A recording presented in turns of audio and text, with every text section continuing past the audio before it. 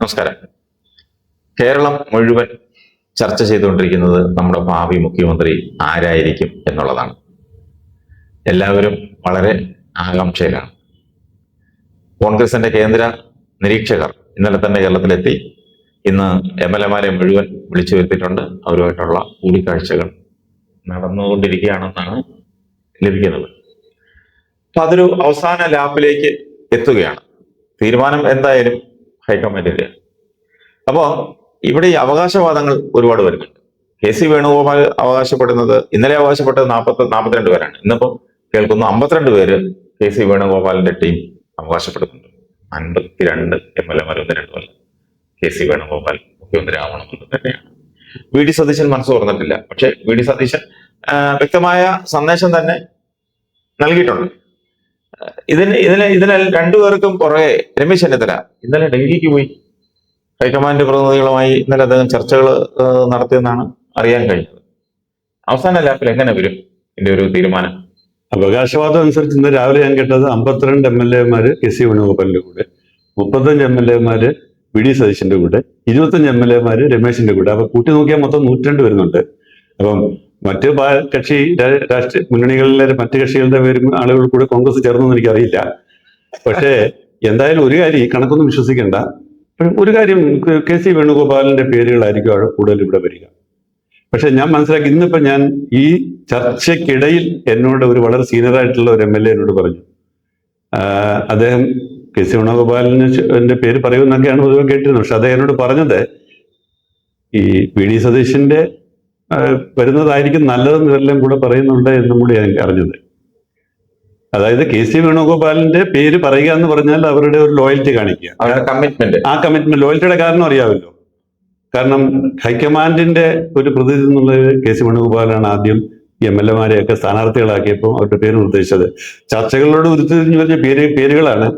ഇവരെല്ലാം വിജയസാധ്യത നോക്കിയാണ് ഇവരെല്ലാം തീരുമാനിച്ചത്. അതെല്ലാവരും കൂടെ ചേർന്നാണ് തീരുമാനിച്ചത്. പക്ഷേ ഇതൊക്കെ ഹൈക്കമാൻഡിന്റെ ആളെന്നുള്ളതിൽ KC വേണുഗോപാൽ ഇവരെ ആദ്യം അറിയിച്ചത്. അപ്പൊ അതൊരു വിധേയത്വമായി. രണ്ടാമത്തെ വിധേയത്വം, ഈ തെരഞ്ഞെടുപ്പ് ചെലവ് വലിയ ചെലവാണല്ലോ. ഈ ചെലവിന്റെ പണമൊക്കെ പുറത്തുനിന്ന് വന്നത് KC വേണുഗോപാലിലൂടെയാണ്. അതിപ്പോ KC വേണുഗോപാൽ അല്ലെങ്കിൽ ഹൈക്കമാൻഡ് വേറെ ആളത് കൊണ്ടുവരും. KC വേണുഗോപാൽ ഉണ്ടായിരുന്നുണ്ട്, KC വേണുഗോപാൽ വഴി വന്നു എന്നുള്ളേ ഉള്ളൂ. പക്ഷെ ഈ രണ്ട് കാരണം കുറെ സ്ഥാനാർത്ഥികളെ KC വേണുഗോപാലിന്റെ വിധേയത്വത്തിലേക്ക് കൊണ്ടുവന്നിട്ടുണ്ട്. പിന്നെ ഹൈക്കമാൻഡ് ആയതുകൊണ്ട് ഹൈക്കമാൻഡ് തന്നെ ഇവിടെ വന്ന് മുഖ്യമന്ത്രി സ്ഥാനാർത്ഥിയാകുമ്പോൾ അവരെന്ത് ചെയ്യാനാ? ഈ രീതിയിലൊക്കെ KC വേണുഗോപാലിന്റെ പേര് കുറെ പേര് നിർദ്ദേശിക്കും. പക്ഷെ അവരുടെയൊക്കെ ഉള്ളിലെ ആഗ്രഹം എന്താണെന്ന് വെച്ചാൽ VD സതീശൻ വരണമെന്നാണ്. കാരണം മറ്റൊന്നുകൊണ്ടുമല്ല, ഇത് മുന്നോട്ട് പോകണമെങ്കിൽ സതീശൻ തന്നെ വന്നേ പറ്റുള്ളൂ എന്നുള്ളത് തോന്നലുണ്ട്. സതീശൻ അല്ലെങ്കിൽ രമേശ്, അതല്ലാതെ KC വേണുഗോപാൽ ഇങ്ങോട്ട് വരുന്നതിനെ കുറിച്ച്. കാരണം KC വേണുഗോപാൽ വന്നാലുണ്ടാകുന്ന ഏറ്റവും വലിയ പ്രശ്നം 6 മാസം കഴിയുമ്പോൾ ഇലക്ഷൻ, രണ്ടാമത് വീണ്ടും പാർലമെന്റ് ഇലക്ഷൻ നടക്കുക. ഇതിലൊക്കെ തോൽവി ഉണ്ടാകാനുള്ള സാധ്യത വളരെയുണ്ട്. ജനമാണെങ്കിൽ വളരെയേറെ അമർഷത്തോടെ നിൽക്കുകയാണ്. നമുക്കറിയാമല്ലോ, നമ്മളോട് ആളുകൾ സംസാരിക്കുന്നത്, നമ്മുടെ അടുത്തേക്ക് വരുന്ന ഫോൺ കോളുകൾ, എനിക്ക് ഒത്തിരി ഫോൺ കോൾ, ഒത്തിരി പേര് എന്നെ വിളിച്ചിട്ട് പറയുന്നുണ്ട്, എന്ത് കഷ്ടമാണിത്, VD സതീശനില്ല അർഹനായ ആള് എന്നൊക്കെ പറയുന്നുണ്ട്. അപ്പം നമുക്ക് രമേശ് ആകുന്നതിൽ നമുക്ക് സന്തോഷം. പക്ഷേ VD സതീശനാണ് അർഹതപ്പെട്ട ആളെന്നുള്ള ഒരു പൊതുവായ ഒരു വികാരം കേരളത്തിലെ ജനങ്ങളുടെ ഇടയിലുണ്ടെന്നുള്ള എനിക്കും ഫീൽ ചെയ്യുന്നുണ്ടാവും. അപ്പം KC വേണുഗോപാലിന്റെ പേര് പറഞ്ഞു എന്നുള്ളതുകൊണ്ട് മാത്രം അവിടെ ഇരിക്കുന്ന രാഹുൽ ഗാന്ധിയും സോണിയാഗാന്ധിയും ഒക്കെ ഇത് അംഗീകരിച്ചു കൊടുക്കുന്നു എനിക്ക് വിശ്വാസമില്ല. അത് എൻ്റെ ഒരു തോന്നലാണ്. അതുകൊണ്ട് ഞാൻ കരുതുന്നത് ഇവര് KC വേണുഗോപാലിന്റെ പേരുമായിട്ട് ഡൽഹിയിലേക്ക് പോയാലും അന്തിമമായിട്ട് വരാൻ പോകുന്നത് VD സതീശന്റെ പേരായിരിക്കും. ഇനി എന്തെങ്കിലും കാരണവശാൽ അത് വന്നില്ലെങ്കിൽ അത് വലിയൊരു ദുരന്തമായി കലാശിക്കുമെന്നാണ് ഞാൻ കരുതുന്നത്. ഇതിന് ഒരുപാട് ഉദാഹരണങ്ങൾ കോൺഗ്രസിന്റെ മുന്നിലുണ്ട്. മധ്യപ്രദേശിലും രാജസ്ഥാനിലും ഈവൻ കർണാടകയിൽ പോലും. അതെ, കർണാടകയിൽ എന്താ സംഭവിച്ചത്? ഇവിടെ DK ശിവകുമാർ, കർണാടകയിൽ ഒന്നും അല്ലെങ്കിൽ സർക്കാർ മുന്നോട്ട് പോകുന്നുണ്ട്. സർക്കാർ മുന്നോട്ട് പോകുന്നത് പിന്നെ അതിനകത്തൊരു വ്യത്യാസമുണ്ട്. അത് ഇന്നലെ ഒരാൾ ചൂണ്ടിക്കാണിച്ചപ്പോഴാ അത് മനസ്സിലായി. DK ശിവകുമാർ എന്ന് പറയുന്ന ഒരു ക്രൗഡ് പുള്ളർ, അയാള് അവിടുത്തെ PCC പ്രസിഡന്റായിട്ട് ചുമതലയെടുത്തതിന് ശേഷമാണ് നിയമസഭാ തെരഞ്ഞെടുപ്പ് വന്നത്. പുള്ളി അവിടെ BJPയുടെയും JDSന്റെയും സ്വാധീനമുള്ള മേഖലകളിൽ കടന്നു കയറി പുള്ളി അവിടെ കോൺഗ്രസിന് സ്ഥാനാർത്ഥികളെ വിജയിപ്പിക്കാൻ സാധിച്ചു. അദ്ദേഹം ഇത് നട്ട് വളർത്തി, വെള്ളമൊഴിച്ച് വളർത്തി ഫലമെടുക്കാൻ വന്നപ്പോൾ സിദ്ധരാമയ്യ വന്നിരുന്നു. സംഭവിച്ചത് എന്താ? അതിനുശേഷം സിദ്ധരാമയ്യ അവിടുത്തെ MLA ആണ്, ജയിച്ചു, MLA ആയിരുന്നു, മത്സരിച്ചു, അതൊക്കെ ശരി. പക്ഷേ സീനിയർ ആയിരിക്കാം. അവിടുത്തെ കൂടുതൽ ആളുകൾ MLA കൂടുതൽ പേര് പറഞ്ഞു സിദ്ധരാമയ്യയുടെ പേരാണ് പറഞ്ഞത്. പക്ഷെ അത് ഈ പറഞ്ഞതുപോലെ DK ശിവകുമാർ ആവുന്നതാണ് നല്ലത്. പക്ഷെ സിദ്ധരാമയ്യ വേണം. പക്ഷെ അതിനകത്തൊരു വ്യത്യാസമുണ്ട്. അവിടെ നമ്മൾ പറയുന്ന ഇതിന്റെ ഒരു വിജയത്തിന്റെ ശില്പി, അതായത് ഇതിനകത്ത് ഫൈനാൻസ് കൊണ്ടുവന്നതും ഇതിനകത്ത് ഈ പറയുന്ന മേഖലകളിലേക്ക് കടന്നു കയറി ആ ഒരു മാനേജ്മെന്റിൽ ഏറ്റവും വിദഗ്ധനായ രീതിയിൽ ശിവകുമാർ നിന്നതുകൊണ്ട് ശിവകുമാറിന് അർഹതപ്പെട്ടതാണെന്ന്. പക്ഷെ അതുപോലെ തന്നെ സിദ്ധരാമയ്യക്ക് അവിടെ ഒരു പിന്തുണയുണ്ട്. അല്ല അത് അവിടെ ഇതുപോലെ ഇവിടുത്തെ അവസ്ഥയല്ല. ഇവിടെ അതല്ല. വി.ഡി. സതീശൻ വരുന്നതിന് അനുകൂലമായിട്ട് ഈ വോട്ട് ചെയ്ത ജനങ്ങളിൽ ഒരു 95% അനുകൂലമല്ല. അങ്ങനത്തെ അവസ്ഥ അവിടെ ഇല്ല. രണ്ടാമത്തെ സംഗതി, സിദ്ധരാമയ്യ ഒന്നുമില്ല ഇവിടെ മത്സരിച്ച ആളല്ലേ. അതെ. അപ്പൊ അവിടെ സംഭവിച്ച എന്നിട്ട് അവിടെ പോലും ഇത് സംഗതി സ്മൂത്ത് അല്ല എന്നാണ് താങ്കൾ പറയുന്നത്. അതിനുശേഷം വന്ന ലോക്സഭാ തെരഞ്ഞെടുപ്പ് പാർട്ടി പ്രതീക്ഷിച്ച MP കിട്ടിയില്ല. അവിടെ പകുതി പോലും കിട്ടിയില്ല. അവിടെ അത് കിട്ടിയിരുന്നുവെങ്കിൽ ഒരു പക്ഷേ രാഹുൽ ഗാന്ധി ഇപ്പൊ പ്രധാനമന്ത്രിയായിട്ട്. പിന്നെ അതിനു മുമ്പ് രാജസ്ഥാനിൽ സംഭവിച്ചത്, പിന്നെ മധ്യപ്രദേശിലൊക്കെ മുന്നറിയിപ്പും പാഠവുമായിട്ട് ഹൈക്കമാൻഡ് മുന്നിലുണ്ട്. ഇതെല്ലാം ഈ 3 സ്റ്റേറ്റ് എടുത്താൽ ഈ 3 സ്റ്റേറ്റും കോൺഗ്രസിന്റെ കൈവെള്ളയിൽ കിടന്ന സംസ്ഥാനങ്ങളാണ്. കൈവെള്ളയിൽ ആ 3 സംഭവങ്ങളും കോൺഗ്രസിന് മുന്നിൽ ഉള്ളത് കൊണ്ട് ഇതിനൊരു ഇനിയെങ്കിലും ഒരു പാഠം കോൺഗ്രസ് പഠിച്ചില്ല എന്നുണ്ടെങ്കിൽ വരുന്ന അപകടം വലുതായിരിക്കും. അത് കോൺഗ്രസിന് ഒരു കാരണവശാലും താങ്ങാൻ പറ്റാത്ത ഒരു സ്ഥിതിയിലേക്ക് പോകും. പിന്നെ രണ്ടാമത്തെ കാര്യം, ഇപ്പൊ ആദ്യം കേട്ടു നമ്മുടെ സജീവ് ജോസഫ്, പിന്നെ പേരാവൂർ സജീവ് ജോസഫ് രാജിവെച്ച് KC വേണുഗോപാലിനെ മത്സരിപ്പിക്കുന്നു. പക്ഷെ ഇപ്പൊ ഇന്നലെ ഞാനൊരു വാർത്ത കണ്ടു, സജീവ് ജോസഫ് രാജിവെക്കാൻ തയ്യാറല്ല. അവിടേക്ക് ചെന്നാൽ മത്സരിക്കാൻ രാജിവെപ്പിച്ച് വേണുഗോപാൽ അവിടെ ചെന്നാൽ അവിടുത്തെ പാർട്ടിക്കാർ തന്നെ എതിരെ വർക്ക് ചെയ്യുമെന്നാണ്. ഇരിക്കൂറിന്റെ മനഃശാസ്ത്രം അനുസരിച്ച് ഞാനത് എഴുതി വെക്കാം. ഇരിക്കൂറിലാണ് പോയി ഉപതെരഞ്ഞെടുപ്പ് മത്സരിക്കുന്നതെങ്കിൽ വേണുഗോപാൽ തോറ്റിരിക്കും, യാതൊരു സംശയമില്ല. വേണുഗോപാൽ വേറെ ഇരിക്കൂർ മറ്റേ സജീവ് ജോസഫിന്റെ പേരാവൂരല്ല, ഇരിക്കൂർ പേരാവൂർ സോറി ഇരിക്കൂർ. ആ ഇരിക്കൂറില് ഒരു കാരണവശാലും ജയിക്കില്ല. പക്ഷേ അവിടുത്തെ ഒരു കാര്യം, വേണുഗോപാലിന് ജയിക്കാൻ പറ്റുന്ന വേറെ മണ്ഡലങ്ങളെല്ലാം കാണുക.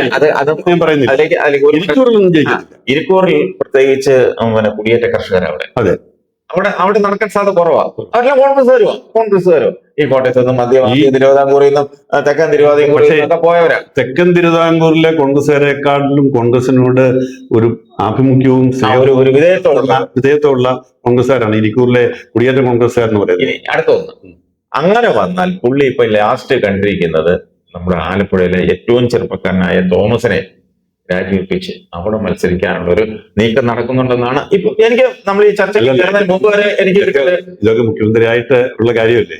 ഞാൻ പറയുന്നത് എന്താണെന്ന് വെച്ചാൽ നടക്കാൻ പോകുന്നത് എന്റെ കാഴ്ചപ്പാടിൽ ഇതിപ്പോ 2 ദിവസങ്ങളിൽ നമുക്ക് കാണാം. ഇത് ഈ പേരുമായിട്ട് KC വേണുഗോപാലിന്റെ പേരുമായിട്ട് ഈ പ്രതിനിധികൾ മുകളിലേക്ക് പോകും. അവർ കൊടുക്കുന്ന റിപ്പോർട്ടിനകത്ത് KC വേണുഗോപാലിനാണ് ഭൂരിപക്ഷത്തിന് പിന്തുണ എന്ന് അവർ പറയുമായിരിക്കും. എനിക്കറിയില്ല ഭൂരിപക്ഷം പിന്തുണ വെച്ചാല്. പക്ഷേ അവരൊരു കാര്യം ഇവിടെ പറയും, ഇവിടെ പക്ഷേ ജനവികാരം V.D. സതീശന് അനുകൂലമാണെന്ന് ഇവിടെ അവർ പറയാതിരിക്കത്തില്ല. കാരണം അതിന്റെ ഉത്തരവാദിത്വം അവർക്കുണ്ട്. അപ്പോൾ ഹൈക്കമാൻഡ് എടുക്കാൻ പോകുന്ന തീരുമാനം മുൻ അനുഭവങ്ങളുടെ പശ്ചാത്തലത്തിൽ അവർ റിസ്ക് എടുക്കുമെന്ന് എനിക്ക് തോന്നുന്നില്ല. അവരെടുക്കാൻ പോകുന്ന തീരുമാനം എനിക്ക് തോന്നുന്നത് പിന്നെ രമേശ് ചെന്നിത്തലയോ V.D. സതീശനോ എന്നുള്ളത് അവർ നോക്കും. എന്നിട്ട് അതിൽ V.D. സതീശനാണ് ജനവികാരം അനുകൂലമാണ് എന്ന് കണ്ടാൽ ഒരു V.D. സതീശനെ തന്നെ മുഖ്യമന്ത്രിയാക്കുമെന്നാണ് ഞാൻ കരുതുന്നത്. ഞാൻ വേറൊരു അഭിപ്രായം കേട്ടു, പിന്നെ അങ്ങനെ ഇവിടെ എല്ലാവരും സ്ട്രോങ് ആയിട്ട് നിൽക്കുന്നു, KC വേണുഗോപാലിന് മുൻതൂക്കം വരുന്നു, അതൊക്കെ ശരി. അപ്പം KC വേണുഗോപാൽ കേന്ദ്രത്തിൽ നിന്ന് KC വേണുഗോപാലിനെ എങ്ങനെയെങ്കിലും പുറത്താക്കണമെന്നുള്ള ഒരു ചാൻസ് അവിടെ നോക്കിയിരിക്കുന്നു. അവർ കേന്ദ്രത്തിലുള്ള ആളുകളുണ്ട്, അവരുടെ സമ്മർദ്ദം അവിടെ ഉണ്ട്. അപ്പം അങ്ങനെ വന്നാൽ KC വേണുഗോപാലിനെ ഒരു പക്ഷേ മുഖ്യമന്ത്രിയാക്കിയാൽ ആ സ്ഥാനത്തേക്കല്ല, കേന്ദ്ര AICC ജനറൽ സെക്രട്ടറി ആയിട്ട് ചെന്നിത്തലയെ വിട്ടുണ്ട്. അവിടെ വർക്കിംഗ് കമ്മിറ്റി അംഗവും AICC ജനറൽ സെക്രട്ടറി ആയിട്ട് പുള്ളിയെ വിട്ടുണ്ട്. V.D. സതീശനെ ഇവിടുത്തെ KPCC പ്രസിഡന്റാക്കി നിർത്താൻ അങ്ങനെയുള്ള ഒരു സമവായം ഉണ്ടാകാൻ സാധ്യതയുണ്ടെന്ന് സമവായം നടത്തി അത് ചെയ്തു കഴിഞ്ഞാൽ പിന്നെ ഇത് താഴെ ഇതൊക്കെ നടത്താൻ വേണ്ടി സർക്കാർ വേണ്ടേ? സർക്കാർ തുടരണം, കോൺഗ്രസ് വേണമല്ലോ ഇവിടെ. അതുകൊണ്ട് എനിക്ക് തോന്നുന്നില്ല ഈ പണ്ടത്തെക്കാളും രാഹുൽ ഗാന്ധി കുറച്ചുകൂടെ പക്വത ആർജിച്ചിട്ടുണ്ട്. KC വേണുഗോപാൽ ആയാൽ വേറെ അപകടം മണക്കുന്നുണ്ട്. അടുത്ത 2029 ഒരു രാജ്യം ഒരു തെരഞ്ഞെടുപ്പ് വരുവാണെങ്കിൽ അന്ന്, അല്ലെങ്കിൽ 31 100% മുഴുവൻ സീറ്റ്, ഈ 102 ഉള്ളത് ഒരു 120 സീറ്റിലെങ്കിലും ഇടതുപക്ഷം അധികാരത്തിൽ വരും. ഉറപ്പാണ്. ഞാൻ പിന്നെ ഒരു ഇതിവിടെ ചോദ്യം തീരും. നടത്തുന്നില്ല. ഇതിവിടെ തീരും. അല്ല, ഇതിവിടെ തീരും. അങ്ങനെ വന്നില്ലെങ്കിലും സർക്കാർ മുന്നോട്ട് പോകുമ്പോൾ തീർച്ചയായും സർക്കാരിന്റെ പ്രതിച്ഛായ താഴോട്ട് പോകാൻ സാധിക്കും. കാരണം പാർട്ടിക്ക് ഒരു സപ്പോർട്ട് വേണ്ടേ? ഈ പറയുന്ന KC വേണുഗോപാൽ മുഖ്യമന്ത്രി ആയി കഴിഞ്ഞാൽ ഈ രമേശ് ചെന്നിത്തലയുടെയും VD സതീശന്റെ ഒക്കെ പിന്തുണ കിട്ടുമെന്നാണോ? ഒരു സാധ്യത അവർ രണ്ടുപേരും എന്തായാലും മന്ത്രിസഭ കയറാൻ സാധ്യത സതീശന്റെ പിന്തുണ കിട്ടുമെന്ന് എനിക്ക് തോന്നുന്നില്ല. രണ്ടുപേരുടെയും പിന്തുണ കിട്ടുമെന്ന് തോന്നുന്നില്ല. രമേശിന്റെ നമുക്കറിയത്തില്ല, മന്ത്രിസഭയിൽ ചിലപ്പം ചേരുകയും പിന്തുണയ്ക്കുകയും ഒക്കെ ചെയ്തെന്ന് വരും. എന്തായാലും പിന്തുണ കിട്ടാൻ സാധ്യതയില്ല. മൊത്തത്തില് ജനങ്ങൾക്ക് വളരെ ഒരു നിരാശ ഉണ്ടാവും. വല്ലാത്ത ഒരു പ്രതിസന്ധി, അതായത് പൂച്ച പറ്റി കിടക്കുന്ന ഒരു ഖജനാവിലെ ആയിട്ടാണ് ഭരിക്കാൻ തുടങ്ങുന്നത്. ഇതെവിടെ നിന്ന് സ്വർഗത്തിൽ നിന്ന് മന്ന പോലെ പണം ഇങ്ങോട്ട് വീഴുവോ?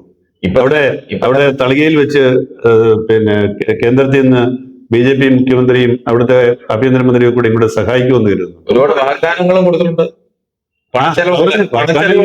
അതിന് തന്നെ 10,000-15,000 കോടി രൂപയുടെ ചെലവുണ്ട് ഒരു മാസം.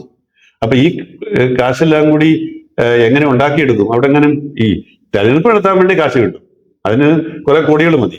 പക്ഷേ സംസ്ഥാനത്തിന്റെ കടം വീട്ടാനും സംസ്ഥാനത്തിലെ വികസന പ്രവർത്തനം നടത്താനും ഒന്നും അതുകൊണ്ട് നടക്കത്തില്ല. അതിന് വലിയ ഒരു തുക വേണം, വലിയൊരു സ്രോതസ് കണ്ടുപിടിക്കണം. അതൊന്നും അത്ര എളുപ്പമുള്ള കാര്യമൊന്നുമല്ല. ഏതായാലും നമുക്ക് കാത്തിരിക്കാം. വരുന്ന ദിവസങ്ങളിൽ, വരുന്ന മണിക്കൂറുകളിൽ ഇതിനൊരു തീരുമാനം ഉണ്ടാവും, ഉണ്ടായേ പറ്റൂ.